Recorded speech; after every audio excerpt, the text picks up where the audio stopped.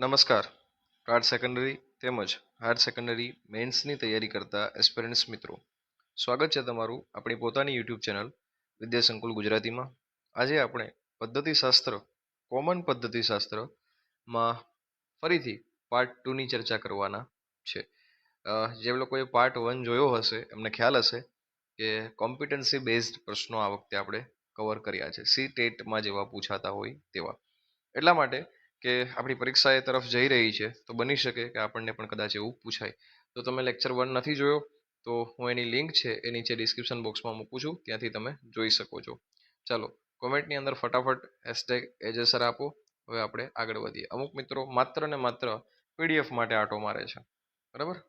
ચાલો જોઈએ આગળ. 2 ગુણના પ્રશ્નોથી શરૂઆત કરીશું. 5 પ્રશ્નો હશે અને વારાફરતી જોતા જઈશું. પ્રથમ પ્રશ્ન છે, પ્રી ઓર્ડિનેટ ફેસિલિટેશન એટલે કે શું? પ્રાયોર નોલેજ એક્ટિવેશન એટલે શું?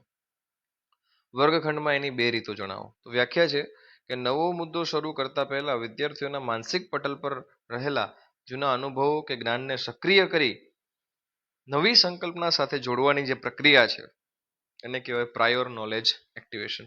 પ્રાયોર એટલે પૂર્વ અથવા તો પ્રી, નોલેજ એટલે જ્ઞાન, અને એક્ટિવેશન એટલે કે એને શરૂ કરવું, જાગૃત કરવું. એની 2 રીતો છે. KWL ચાર્ટ છે, વોટ આઈ નો અથવા તો what I want to know. What I know નો મતલબ થાય હું શું જાણું છું, અને what I want to know એટલે હું શું જાણવા માંગુ છું. અને બ્રેઇનસ્ટોર્મિંગ પ્રશ્નોત્તરી, મગજને ઝંઝાવી નાખે એવા પ્રશ્નો. આગળ વધીએ પ્રશ્ન ક્રમાંક 2 તરફ. ફ્લિપ્ડ ક્લાસરૂમનો મૂળભૂત ખ્યાલ સ્પષ્ટ કરો. તો પરંપરાગત વર્ગખંડથી વિપરીત, જેમાં વિદ્યાર્થીઓ વિષય વસ્તુનું સૈદ્ધાંતિક જ્ઞાન એટલે કે વિડીયો વાંચન છે, બરાબર, ઘરેથી મેળવીને આવે છે, અને વર્ગખંડના સમયનો ઉપયોગ પ્રશ્નોત્તરી, ચર્ચા, પ્રયોગો અને જટિલ પ્રશ્નોના ઉકેલ માટે કરે છે. પ્રશ્ન ક્રમાંક 3 છે, હેલો ઇફેક્ટ મૂલ્યાંકન કેવી રીતે દૂષિત કરે છે? જ્યારે મૂલ્યાંકનકાર શિક્ષક વિદ્યાર્થીના કોઈ એક સામાન્ય ગુણ જેમ કે સારા અક્ષર, શાંત સ્વભાવ કે અગાઉનો ઊંચો સ્કોર થી પ્રભાવિત થઈને તેના તમામ ઉત્તરો કે ક્ષમતાઓનું ઊંચું કે નીચું પક્ષપાતી મૂલ્યાંકન કરે ત્યારે તેને હેલો ઇફેક્ટ કહેવાય. પ્રશ્ન ક્રમાંક 4 છે, ઇન્ક્વાયરી બેઝડ લર્નિંગ માં શિક્ષકની ભૂમિકા શા માટે માર્ગદર્શનની રહે છે? તો આ પદ્ધતિમાં શિક્ષક તૈયાર કરેલા જવાબો આપતા નથી, પરંતુ વિદ્યાર્થીઓમાં જિજ્ઞાસા જગાડે તેવા પ્રશ્નો પૂછે છે અને તેમને પ્રયોગો, ડેટા એકત્રીકરણ તથા વિશ્લેષણ દ્વારા જાતે નિષ્કર્ષ સુધી પહોંચવા માર્ગદર્શન આપે છે. 5મો અને અંતિમ પ્રશ્ન છે 2 માર્ક્સમાં, શિક્ષણમાં અનુકૂલિત મૂલ્યાંકન એટલે કે એડેપ્ટિવ એસેસમેન્ટ એટલે શું? તો ડિજિટલ કે કોમ્પ્યુટર આધારિત એવી કસોટી જેમાં વિદ્યાર્થીઓના અગાઉના ઉત્તરની સાચા ખોટા હોવાની સ્થિતિ મજબૂત આગામી પ્રશ્નની કઠિનતાનું સ્તર આપમેળે મળી જાય, બરાબર. સાચો ઉત્તર આપતા કઠિન પ્રશ્ન અને ખોટો ઉત્તર આપતા સરળ પ્રશ્ન આવે છે. અહીંયાથી જો મિત્રો આઈએમપીની વાત કરવી હોય તો હેલો ઇફેક્ટ છે અને ફ્લિપ્ડ ક્લાસરૂમ છે, આ ખાસ આઈએમપી પ્રશ્નો કહી શકાય. 3 માર્કના પ્રશ્નો તરફ નજર કરીએ તો સંકલ્પના નકશો, કોન્સેપ્ટ મેપ અને માઇન્ડ મેપ વચ્ચેનો ટેકનિકલ તફાવત સમજાવો.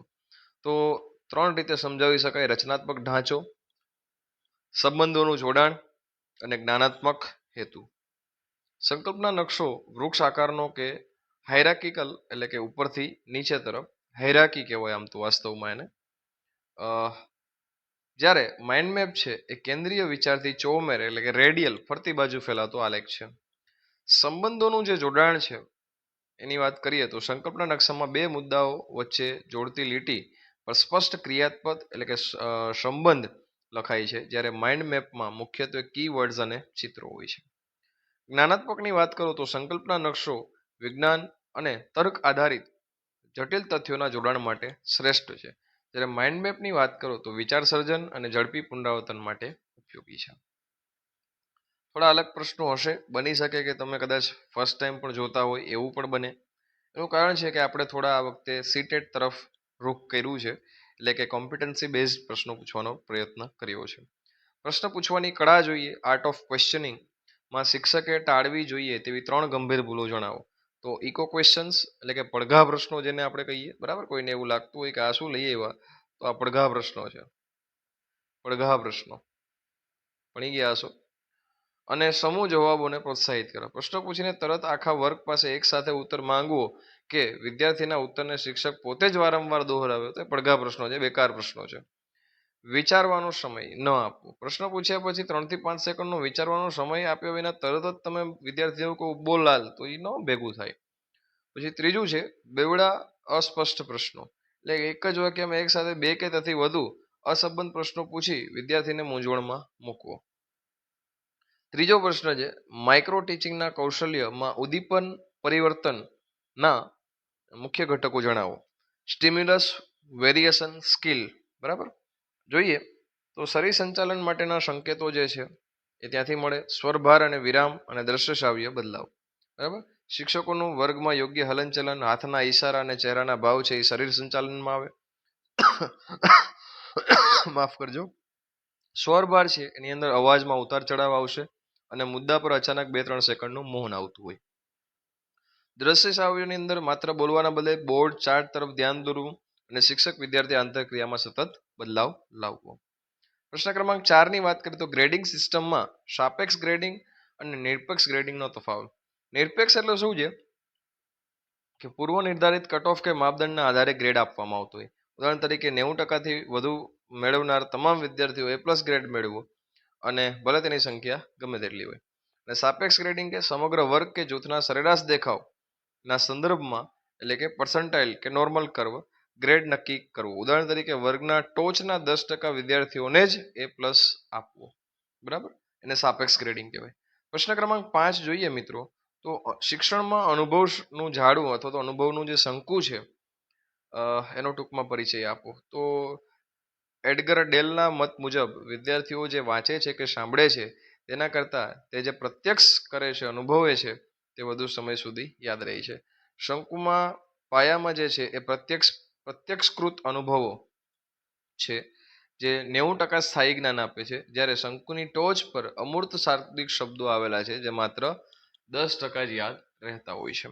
હવે આપણે જોઈએ 4 ગુણના જે પ્રશ્નો છે, વર્ણનાત્મક અથવા તો વ્યવહારિક મુદ્દા આધારિત જે પ્રશ્નો પૂછાતા હોય તે છે.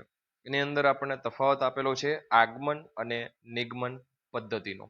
બરાબર, ડિડક્ટિવ જે મેથડ છે એની તુલના કરવાની છે આપણે વિજ્ઞાન ગણિત શિક્ષણમાં. બંનેનું સમન્વયી મહત્વ સમજાવવાનું છે. અહીંયા વિજ્ઞાન વિષય કે ગણિત વિષય લીધો છે મિત્રો. તમારે ગુજરાતી, અર્થ, આંકડો, નામું, બરાબર, તમારો જે કાંઈ પણ વિષય હોય તે તમે અહીંયા આપી શકો છો. એનાથી કંઈ ફરક પડવાનો નથી આપણા જવાબમાં. તો જોઈએ આગમનની વ્યાખ્યા તમને ખ્યાલ છે ઉદાહરણ પરથી સામાન્ય નિયમ તરફ, અને નિગમન છે એ તો નિયમથી ઉદાહરણ તરફ. વિદ્યાર્થીની ભૂમિકા છે આમાં સક્રિય આંકડા એકત્રિત કરવા, બરાબર, અને શોધક તરીકેની. જ્યારે નિગમનની અંદર એક સિદ્ધાંત સ્વીકારી એનો અમલ કરનાર ગોખણીઓ બને છે. સ્થાયીપણાનું સ્તર જોઈએ તો આગમન છે એ જ્ઞાન સ્થાયી અને સંકલ્પનાતા અને સ્પષ્ટતા આપે છે, જ્યારે નિગમન છે ઝડપી ઉકેલ અને મહાવરા માટે જરૂરી છે. આગમનની અંદર વધુ સમય જાય છે, બરાબર, જ્યારે નિગમનની અંદર ઓછા સમયમાં પાઠ્યક્રમ પૂર્ણ થાય છે. બરાબર, પણ આપણે યાદ રાખવું કે બે ખરાબ નથી, બે સારી પણ નથી, આપણે બેનો સમન્વય કરી અને શિક્ષણ આપવાનું છે. પ્રશ્ન ક્રમાંક 2 જોઈએ તો સમાવેશી શિક્ષણમાં વર્ગખંડમાં વિશેષ જરૂરિયાતવાળા જે બાળકો છે, એટલે કે જે દિવ્યાંગ છે અથવા તો એવું કહેવાય કે ચાઇલ્ડ વિથ સ્પેશિયલ નીડ વાળા જે બાળકો છે એના માટે શિક્ષકે અપનાવવાની 4 વ્યવહારિક રણનીતિઓ વર્ણવો. તો મિત્રો આ પ્રશ્નને હું આજ સુધીના પ્રશ્નોમાં ફરીથી એક વખત આઈએમપી ગણાવું છું. તો યુનિવર્સલ ડિઝાઇન ફોર લર્નિંગ, બરાબર, એનો મતલબ થાય કે પાઠ્ય સામગ્રીને માત્ર એક માધ્યમમાં રાખવાને બદલે શ્રાવ્ય, દ્રશ્ય અને પ્રવૃત્તિ આધારિત વિકલ્પો પૂરા પાડવા, યુડીએલ કહેવાય એને. પછી ભૌતિક અને બેઠક વ્યવસ્થામાં ફેરફાર, દ્રષ્ટિહીન કે અલ્પદ્રષ્ટિ ધરાવતા બાળકોને પ્રથમ પાટલી પર અને પૂરતા પ્રકાશવાળી જગ્યાએ બેસાડવા તથા વ્હીલચેર માટે રેમ્પ અને ભૌતિક અવરોધ મુક્ત વર્ગ બનાવવો જોઈએ. પિયર બડી સિસ્ટમ, એટલે કે દરેક વિશેષ જરૂરિયાતવાળા બાળક તથા સાથેના વર્ગના એક સંવેદનશીલ અને સહાનુભૂતિ ધરાવતા સામાન્ય બાળકો સાથે એની જોડીઓ બનાવવી. ચોથું બનશે તો કે લવચિક મૂલ્યાંકન પદ્ધતિ, એટલે કે લેખિત પરીક્ષામાં વધારાનો સમય, સ્ક્રાઇબ એટલે કે લખનારની સવલત અથવા મૌખિક પ્રોજેક્ટ આધારિત વિકલ્પો પૂરા પાડવા જોઈએ. આઈએમપી પ્રશ્નો છે મિત્રો એ. પછી છે ત્રીજો પ્રશ્ન, પોર્ટફોલિયો મૂલ્યાંકનનો અર્થ આપી ઉત્તમ પોર્ટફોલિયોનું મુખ્ય ઘટક કે તેના ફાયદા જણાવો. અર્થ છે એનો ચોક્કસ સમયગાળા દરમિયાન વિદ્યાર્થીઓ દ્વારા કરવામાં આવેલા શ્રેષ્ઠ કાર્યો, પ્રોજેક્ટ્સ, પ્રયોગો, ચિત્રો અને સ્વેચ્છાએ તૈયાર કરેલા સાહિત્યનો પદ્ધતિસરનો સંગ્રહ એટલે પોર્ટફોલિયો. મુખ્ય ઘટકો છે એના વિદ્યાર્થીનું સ્વ પસંદ કરેલું કાર્યોનું શ્રેષ્ઠ સેમ્પલ, દરેક કાર્ય સાથેનું ચિંતનાત્મક પત્ર, મેં એમાંથી શું શીખ્યું તે. ત્રીજું છે શિક્ષક અને સાથીદારોના ગુણાત્મક અભિપ્રાયો. ફાયદા છે વિદ્યાર્થીઓ એકાંગી ગુણ આધારિત નહીં પરંતુ સમગ્ર સત્ર દરમિયાન થયેલો ગુણાત્મક અને ક્રમિક વિકાસ સ્પષ્ટ જોઈ શકે છે. પ્રશ્ન ક્રમાંક 4 ની વાત કરો તો એ પ્રોજેક્ટ પદ્ધતિ છે. તમે હવે આના વિશે માહિતગાર થઈ ગયા હશો. કિલપેટ્રિકે આપેલી છે 4 પાયાના સોપાનો છે. પરિસ્થિતિનું નિર્માણ, પસંદગી અને હેતુ નક્કી કરવું, આયોજન કરવું, અમલીકરણ કરવું, મૂલ્યાંકન કરવું. બરાબર. ચાલો, આમાં સફળતાની શરતો ખાસ યાદ રાખજો.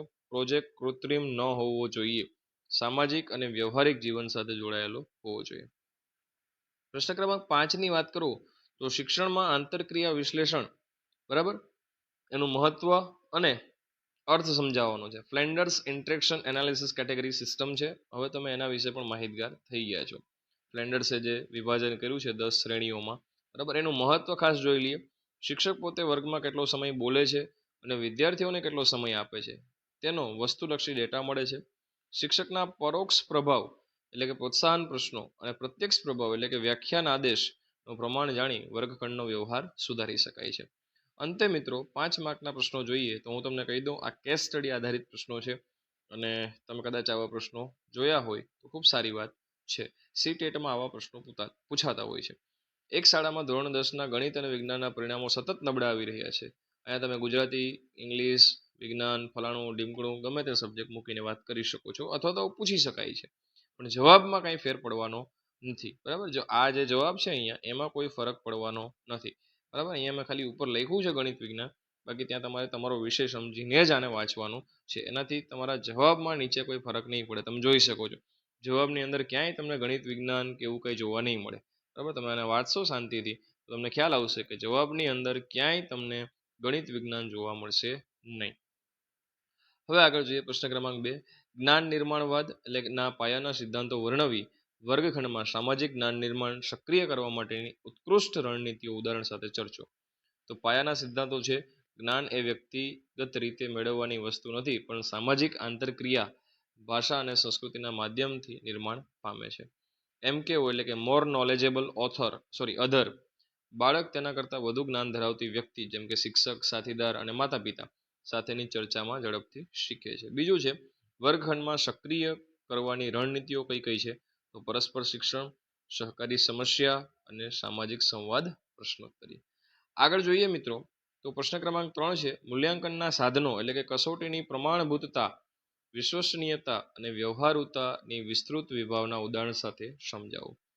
પ્રશ્ન ક્રમાંક 1 છે પ્રમાણભૂતતા. એમાં આપણે જોઈએ જવાબમાં પેલું છે પ્રમાણભૂતતા, વેલિડિટી. બરાબર, કસોટી જે હેતુ માટે બનાવવામાં આવી હોય તે હેતુનું ચોક્કસ માપન કરે એને પ્રમાણભૂતતા કહેવાય. ઉદાહરણ તરીકે વિદ્યાર્થીની પ્રાયોગિક કૌશલ્ય માપવી હોય તો પેન પેપર ટેસ્ટ આપવાને બદલે પ્રયોગશાળામાં તમારે લઈ જવો જોઈએ. બીજું છે વિશ્વસનીયતા. કસોટી જુદા જુદા સમયે જુદા જુદા સ્થળે કે જુદા જુદા મૂલ્યાંકન દ્વારા તપાસવામાં આવે છતાં પરિણામોમાં સમાનતા અને સાતત્યતા જળવાવી જોઈએ. બરાબર, હા, એક બાજુના શિક્ષકો પેપર ચેક કરે તો માર્ક્સ વધારે આવે અને બીજી બાજુના શિક્ષકો ચેક કરે તો માર્ક્સ ઓછા આવે, એવું થવું જોઈએ નહીં. ત્રીજું છે વ્યવહારુતા. તો કસોટી રચનામાં સરળ, સમય અને ખર્ચની દ્રષ્ટિએ કરકસરયુક્ત અને પરિણામ લાવવામાં ઝડપી હોવી જોઈએ. પ્રશ્ન ક્રમાંક 4 છે બ્લૂમની સુધારેલી વર્ગીકરણ વિદ્યાના જ્ઞાનાત્મક, ભાવાત્મક અને મનોક્રિયાત્મક સાયકોમોટર ક્ષેત્રોના સોપાનોનું વિગતે આલેખન કરો. તો મિત્રો અહીંયા આપેલા છે અને કદાચ હવે તો તમે પણ યાદ રાખી લીધા હશે. પ્રશ્ન ક્રમાંક 5 અને અંતિમ પ્રશ્ન આપણે જોઈએ તો વર્ગખંડમાં ડિજિટલ પેડાગોજી, ICT ઇન્ટિગ્રેશન જેને કહેવાય, એનો ઉપયોગ કરી શિક્ષણને રસપ્રદ બનાવવાની વિવિધ રીતો અને તેની મર્યાદા જણાવો. તો વર્ચ્યુઅલ લેબ્સ અને સિમ્યુલેશન છે, ગેમિફાઈડ લર્નિંગ છે, બરાબર, કાહૂટ છે કે ક્વિઝ છે જેવા પ્લેટફોર્મની અંદર. પછી સહયોગી ડિજિટલ સાધનો છે, એની મદદથી તમે આ ડિજિટલ એજ્યુકેશન આપી શકો છો, પેડાગોજી કરાવી શકો છો, પરંતુ મર્યાદા છે કે ડિજિટલ સાધનો એ માત્ર માધ્યમ, સાધન છે. શિક્ષક કે પદ્ધતિનો વિકલ્પ નથી. એ આપણા જેવો એક શિક્ષક જેવો ફિઝિકલ ટચ સહાનુભૂતિ થોડી આપવાનું છે મશીન. અને વધુ પડતો સ્ક્રીન ટાઈમ અને અસમાન ડિજિટલ સુવિધાઓ શિક્ષણમાં અસમાનતા ઊભી કરે છે, એટલે કે ડિજિટલ ડિવાઈડ ઊભો કરે છે. તો મિત્રો આપણે પદ્ધતિશાસ્ત્રનો આ જે પાર્ટ 2 છે એને પણ અહીંયા આપણે પૂર્ણ કરીએ છીએ. ખાસ તમારા મિત્રો સુધી આને શેર કરજો. આ કોમ્પિટન્સી બેઝડ ક્વેશ્ચન હતા જે સીટેટ જેવી પરીક્ષાઓમાં પૂછાતા હોય છે. કેમ કે આપણે એ તરફ જઈ રહ્યા છીએ તો બની શકે કે આવા કોઈક વિચિત્ર પ્રશ્નો આપણને પૂછી લે, તો ખાસ ધ્યાન રાખજો.